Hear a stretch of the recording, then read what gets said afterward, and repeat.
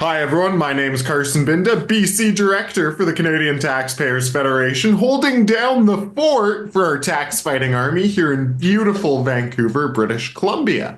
Now I'm joined by two of my very good friends and colleagues today. We've got Gage Haubrich, our Prairie Director over there in Saskatchewan. Hey Gage, how you doing?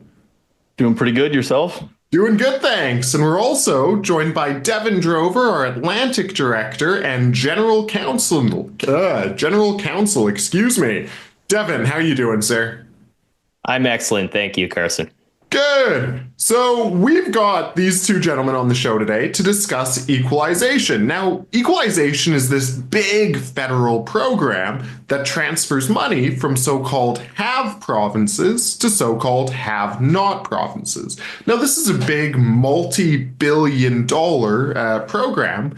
Devin, can you explain why we're talking about this today and why it's been in the news?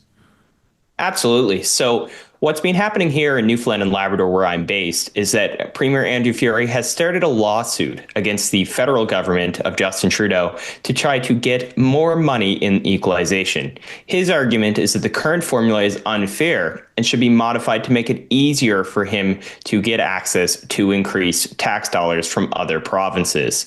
And part of this is because there was a little line in the Constitution, Act of 1982, that said that the federal government is committed in principle, whatever that means, to ensuring that all provinces can offer the same levels, reasonably comparable levels of social programming or public services at reasonably comparable levels of taxation. Again, what is reasonable comparison is up for debate, but essentially the Premier of Newfoundland and Labrador is trying to use this provision to say, well, we actually can't offer the same programs and services that, perhaps the Premier of Quebec can at the same level of taxation.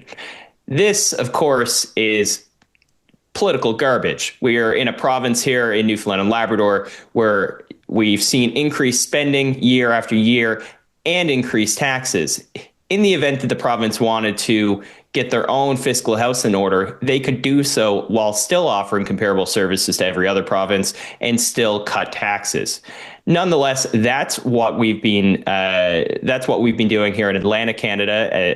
Here at the CTF is pushing back against this equalization challenge. And I was actually just in court yesterday to get an update on where we are and what the next steps for us will be as an organization. As we we filed the paperwork to become an intervener in this lawsuit, in which I will be able to stand up in court and represent all of our taxpayers across Canada to say no to expanding the equalization program. Right, because right now you've got the government of Newfoundland and Labrador on one side suing for more equalization money. And then on the other hand, you've got Justin Trudeau and the federal government supposedly standing up for taxpayers.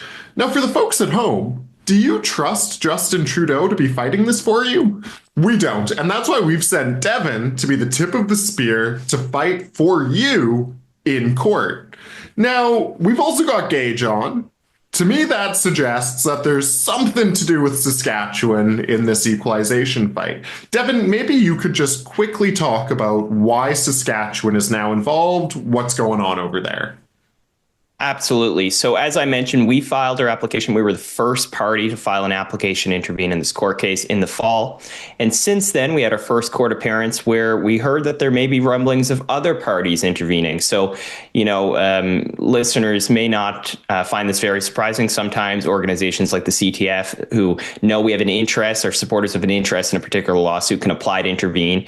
And you see this a lot with groups, some environmental groups trying to push the carbon tax. And we've been proud to stand up in court and push back against them. However, a new party has entered this lawsuit here in Newfoundland and Labrador, or at least is trying to, and that's the government of Saskatchewan. So since the last time I was in court, they filed an application to intervene similar to ours, except the premise of their intervention is they essentially want the same thing. They want the equalization formula to be better suited so that the government of Saskatchewan, like the government of Newfoundland and Labrador, can start receiving equalization instead of paying into it. Well, Devin, let's dig into something you just said there. You said better suited, the equalization formula better suited. It's better suited for the politicians who want to burn taxpayer money. under this scheme, taxpayers are getting the short end of the stick. Both taxpayers in the have provinces, people like British Columbians like me, or Saskatchewanians like Gage, who are paying for the tab on equalization. But it's also bad for the have not provinces, because suddenly there's this big financial incentive not to be responsible with your public finances. Why would you do the hard work of balancing a budget, making cuts, streamlining things for taxpayers when you know Western Canada is going to come in and write you a big check at the end of the year to balance things out? So this is bad for the have provinces who are cutting the checks without seeing a dime of it back, but it's also bad for the recipient provinces who now have this big financial incentive not to do things properly. Gage, can you jump in here? Can you talk about this from Saskatchewan's perspective? What do you think of this development? Yeah, so as Devin alluded to there, Saskatchewan is getting involved in this equalization court fight. But unfortunately for Saskatchewan taxpayers, it's all for the wrong reasons, right? Devin, and you guys kind of alluded to that the government of Saskatchewan is also saying that the equalization formula isn't right. So they're not saying that it should be scrapped to save taxpayers money.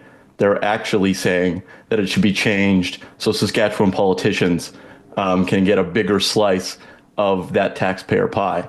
Right, and that's the whole biggest problem here. We look at the Saskatchewan government.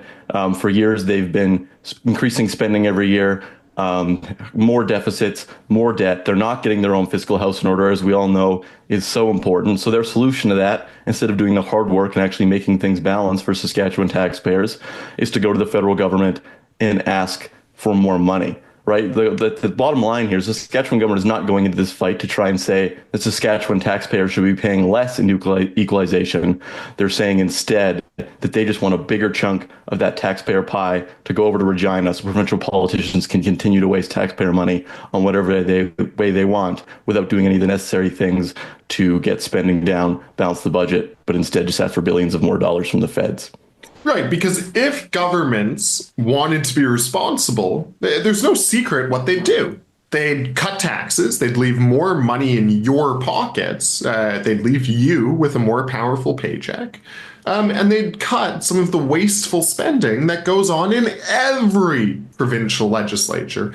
They wouldn't dip into your pockets even more through this federal equalization program.